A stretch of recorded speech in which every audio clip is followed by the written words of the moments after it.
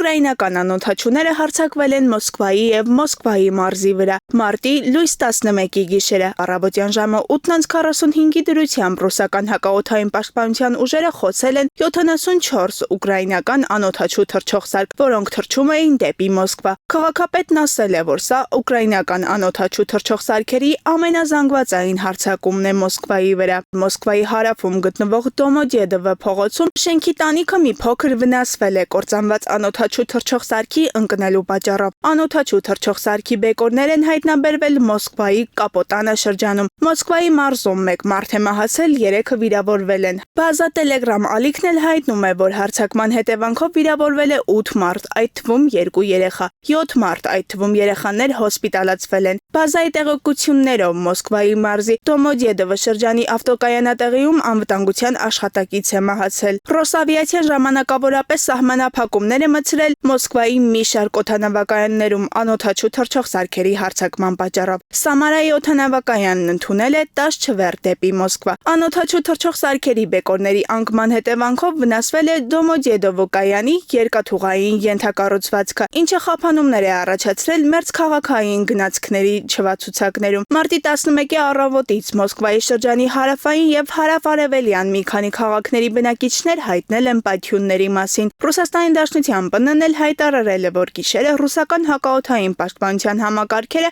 որսացել եւ ոչնչացրել են 337 ուկրաինական անօդաչու թռչող սարք, որոնցից 91-ը Մոսկվայի շրջանի, 126-ը Կուրսկի շրջանի վրա։ Բացի այդ, Բելգորոդի մարզում խոցվել է 25 անօդաչու թռչող սարք, Ռիազանում 22, Կալուգայի շրջանում 10։ Լիպեցկի մարզում 1 մարդ տուժել է, սա ուկրաինական անօդաչու թռչող սարքերի ամենազանգվածային հարձակումն է ռուսական շրջանների վրա ռուս-ուկրաինական լայնամասշտաբ պատերազմի ընթացքում։ Հասմիկ Անտոնյան, Գևորգ Մարտիրոսյան, Եվրոմեդիա 24։